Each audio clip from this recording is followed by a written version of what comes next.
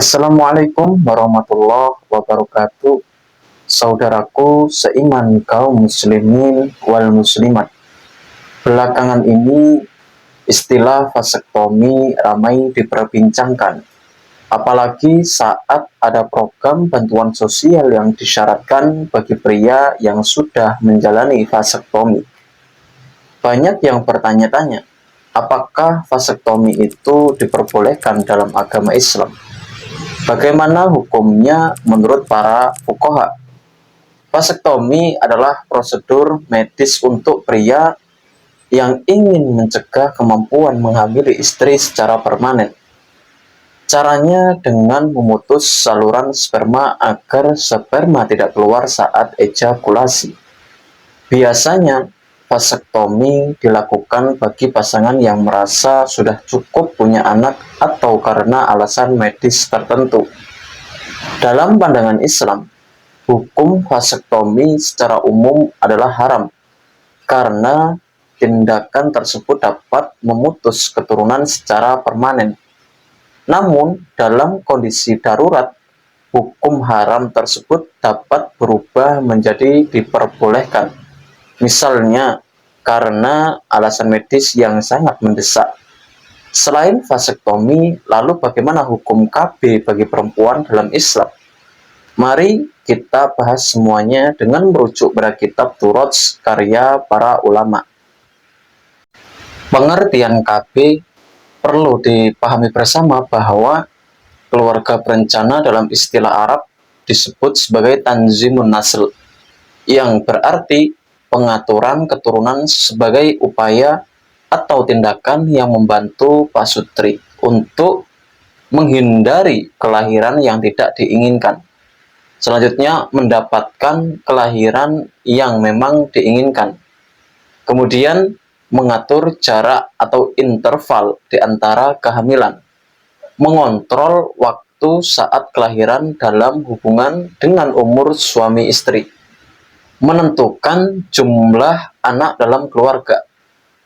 Jadi perlu diperhatikan, pengertian KB bukanlah tahdidun nasl, yaitu pembatasan keturunan, namun tanzimun nasl, yakni pengaturan keturunan dengan metode kontrasepsi, cara pencegahan pembuahan.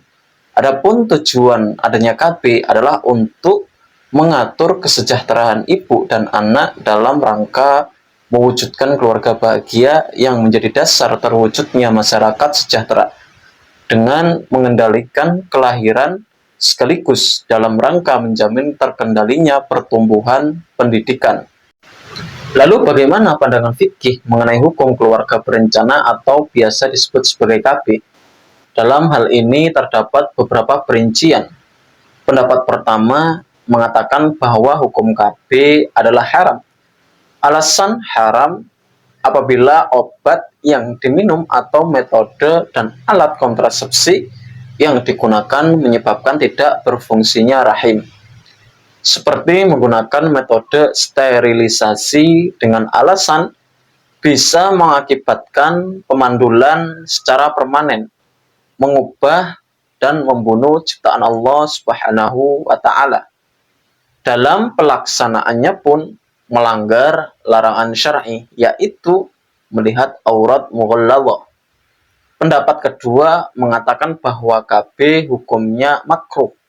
Alasan makruh apabila obat yang diminum atau metode dan alat kontrasepsi yang digunakan bersifat menunda atau mengatur kehamilan, tidak sampai merusak rahim.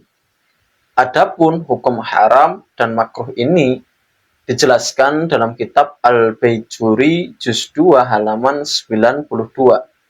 Wa kadzalika isti'malul mar'ati asy-syai'a alladzi yubtilul habala au yaqta'uhu min aslihi fayukrahu fil ula wa yuhramu fit tsani. Al-Ibrahim Al-Baijuri Hasyiyal Baijuri ala Fathil Qorib. Artinya, demikian halnya wanita yang menggunakan sesuatu seperti obat atau alat kontrasepsi yang dapat memperlambat kehamilan. Hal ini hukumnya makruh. Sedangkan apabila sampai memutus keturunan maka hukumnya haram. Pendapat yang lain mengatakan bahwa hukum KB adalah boleh. Sebagian ulama fikih berpendapat bahwa hukum dari KB adalah boleh dalam arti tanzim, yaitu pengaturan, bukan tahdid, yaitu pembatasan atau pemandulan. Pendapat mereka berdasarkan pada seruan Al-Quran surat An-Nisa ayat 9. Bismillahirrahmanirrahim. وَلْيَخْشَى الَّذِينَ لَوْ تَرَكُوا مِنْ خَلْفِهِمْ ذُرِّيَّةً ضِعَافًا خَافُوا عَلَيْهِمْ فَلْيَتَّقُوا اللَّهَ وَلْيَقُولُوا قَوْلًا سَدِيدًا. Artinya, hendaklah merasa takut orang-orang yang seandainya mati meninggalkan setelah mereka keturunan yang lemah yang mereka khawatir terhadapnya. Maka bertakwalah kepada Allah dan berbicaralah dengan tutur kata yang benar dalam hal menjaga hak-hak keturunannya. Setelah menjelaskan anjuran berbagi sebagian harta warisan yang didapat kepada kerabat yang tidak mendapatkan bagian, ayat ini memberi anjuran untuk memperhatikan nasib anak-anak mereka apabila menjadi yatim, yang belum mampu mandiri di belakang mereka, yang mereka khawatir terhadap kesejahteraannya lantaran mereka tidak terurus, lemah, dan hidup dalam kemiskinan. Oleh sebab itu, hendaklah mereka, para wali, bertakwa kepada Allah dengan mengindahkan perintahnya dan menjauhi segala larangannya. Dan hendaklah mereka berbicara dengan tutur kata yang benar, penuh perhatian, dan kasih sayang terhadap anak-anak yatim dalam asuhannya. Dalam sebuah hadis yang diriwayatkan oleh Abu Hurairah dijelaskan, sesungguhnya lebih baik bagimu meninggalkan ahli warismu dalam keadaan berkecukupan daripada meninggalkan mereka menjadi beban tanggungan, yaitu meminta-minta orang banyak. Selanjutnya, pendapat dari Mahmud Shaltut, yakni ahli fikih kontemporer dari kota Mesir, berpendapat bahwa hukum KB adalah boleh. Alasannya untuk mengatur interval atau jarak kelahiran dengan alasan untuk menjaga kesehatan ibu dan anak. Pendapatnya tersebut berdasarkan Al-Quran surat Al-Baqarah ayat 233.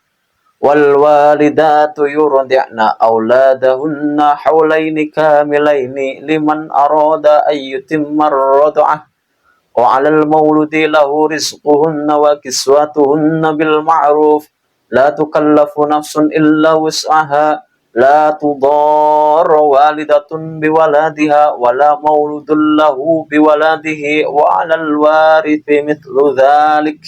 Artinya, para ibu hendaklah menyusukan anak-anaknya selama 2 tahun penuh, yaitu bagi yang ingin menyempurnakan penyusuan, dan kewajiban ayah memberi makan serta pakaian kepada para ibu. Dengan cara yang ma'ruf, seseorang tidak dibebani melainkan menurut kadar kesanggupannya. Janganlah seorang ibu menderita kesengsaraan karena anaknya dan seorang ayah karena anaknya, dan waris pun berkewajiban demikian.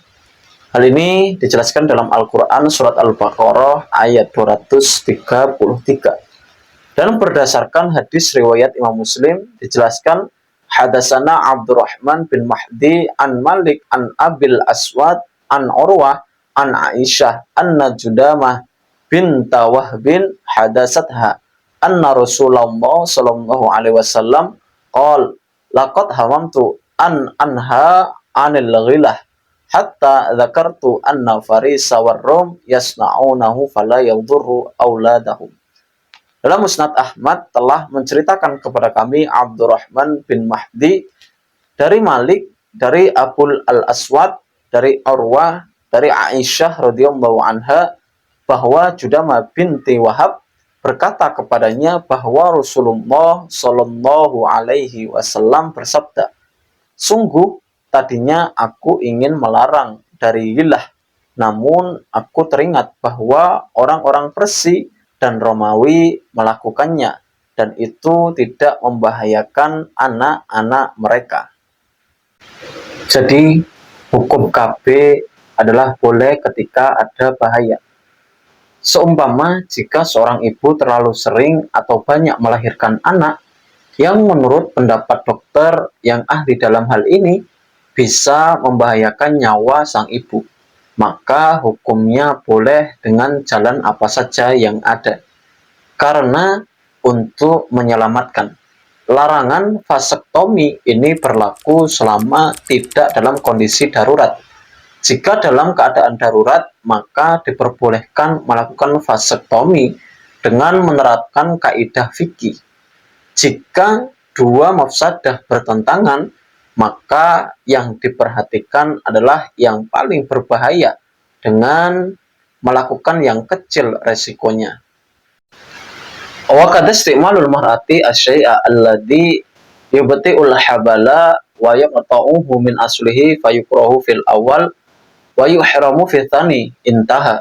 Wa 'inda wujudi darurati fa 'alal qa'idatil fiqhiyah idza ta'arada al mafsadatani ra'aya a'dhamuhuma dararan birtikabi akhaffihima mafsadatan intaha.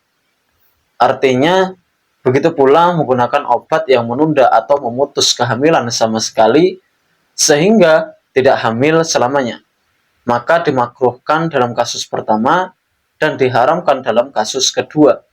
Dan ketika terdapat kondisi darurat, maka berlaku kaidah fiqhiyah. Jika dua mafsadah bertentangan, maka yang diperhatikan adalah yang paling berbahaya dengan melakukan yang kecil resikonya. Hal ini tercantum dalam Ahkamul Fuqaha, Lembaga Taklif wa Nashr PBNU 2019 halaman 350 sampai 448. Jadi, itulah tadi jawabannya mengenai hukum daripada KB atau keluarga berencana. Semoga bermanfaat. Akhirul kalam. Wassalamualaikum warahmatullahi wabarakatuh.